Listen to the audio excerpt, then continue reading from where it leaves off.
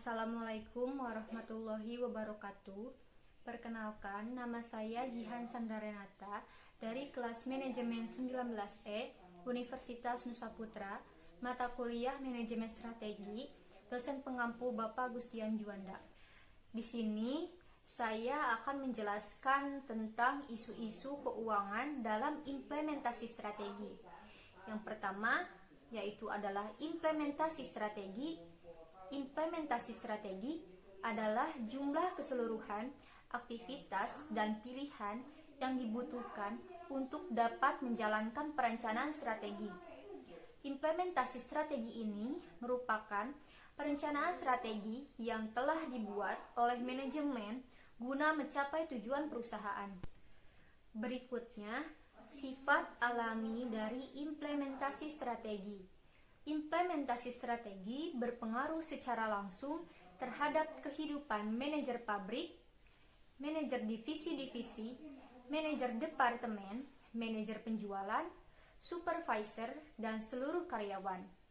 Pada situasi tertentu, manajer dan karyawan yang tidak memahami bisnis dan tidak berkomitmen terhadap bisnis mungkin berusaha menggagalkan upaya implementasi strategi dengan harapan organisasi tetap akan menggunakan cara lama. Selanjutnya, isu-isu keuangan antara lain: 1. Mendapatkan modal untuk implementasi strategi, menentukan kombinasi yang tepat antara pinjaman dengan modal di setor dalam struktur modal perusahaan adalah vital bagi kesuksesan implementasi strategi.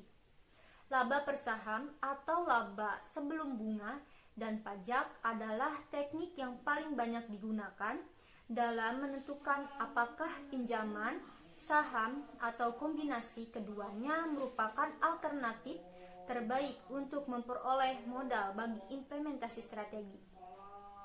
Yang kedua, proyeksi laporan keuangan.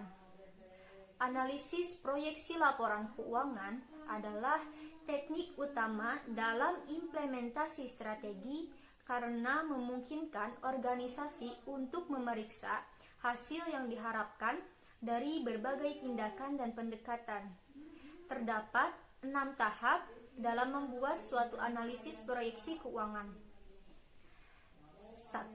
Siapkan proyeksi keuangan sebelum neraca. Awalilah dengan memperkirakan penjualan seakurat mungkin. 2. Gunakan metode persentase penjualan. 3. Hitunglah proyeksi laba bersih. 4. Kurangi laba bersih dengan dividen yang akan dibayar untuk tahun depan. Sisa laba ini disebut juga laba ditahan.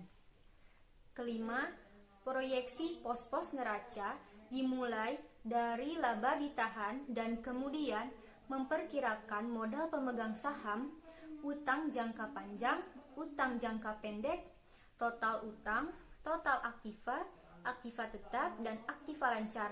Kemudian yang terakhir, tulislah catatan proyeksi pada laporan kapanpun terjadi perubahan dari tahun ke tahun yang diproyeksikan, beri catatan yang perlu diperhatikan.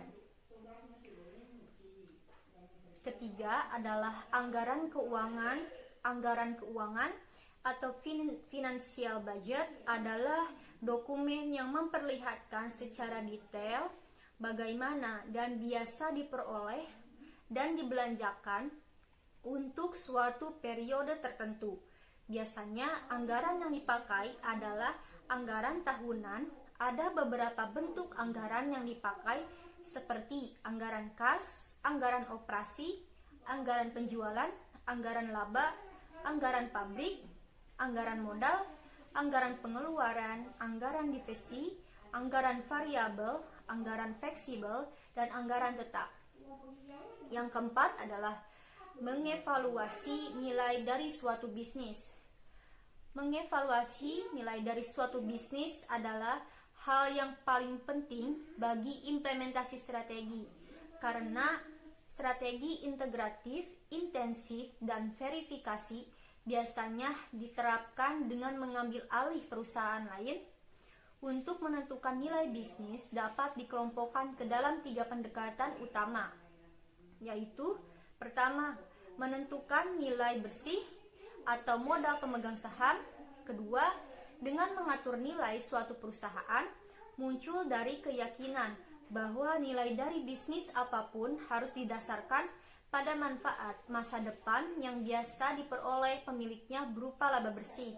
Ketiga, membiarkan pasar menentukan nilai bisnis berdasarkan nilai harga jual, metode rasio terhadap laba, dan metode saham yang beredar. Selanjutnya yang terakhir ada menentukan apakah perlu go public.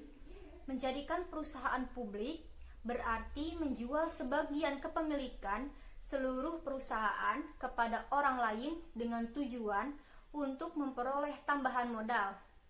Konsekuensinya, hal tersebut mengurangi kendali pemilik atas perusahaan. Selanjutnya ada rencana dan kebijakan keuangan. Antaranya ada modal. Rencana jangka panjang versus jangka pendek diperlukan dalam hubungannya dengan cara membiayai aktivitas perusahaan, misalnya mengenai proporsi hutang dan jangka pendek, jangka panjang yang diinginkan, serta saham biasa dan saham preferen. Untuk itu biasanya perlu ditetapkan suatu kebijakan. Yang kedua, menyewa atau membeli. Kebijakan untuk menyewa kelas aktiva tertentu akan mengubah sifat kebutuhan akan dana setelah berjalannya waktu dan sifat neraca. Jadi, dengan memiliki sebuah bangunan versus menyewa ruangan gedung, dampaknya ada pada kebutuhan akan modal kerja dan kesanggupan untuk membiayai kegiatan lainnya. Berikutnya, resiko. Suatu tingkat pengambilan halangan dapat ditetapkan sebagai pedoman kebijakan sebelum beberapa pemilihan strategi akan dipertimbangkan. Tingkat halangan dapat berbeda-beda tergantung pada cara penilaian resiko. Selanjutnya, penggunaan aktiva atau aset. Sebagian dari masalah kebijakan penting yang dibutuhkan pelaksanaan antara lain: 1. Dari mana kita akan mendapatkan dana tambahan untuk memperluas baik secara internal maupun eksternal. Kedua, kalau ekspansi eksternal kita ingin, bagaimana dan di mana harus dilaksanakan. 3. Bagaimana strategi akan memengaruhi kas. Yang terakhir, haruskah kita membatasi resiko valuta asing. Sekian penjelasan dari saya. Selebihnya mohon. Demikian penjelasan tentang isu-isu keuangan dalam implementasi dari saya. Kurang lebihnya mohon maaf. Wassalamualaikum warahmatullahi wabarakatuh.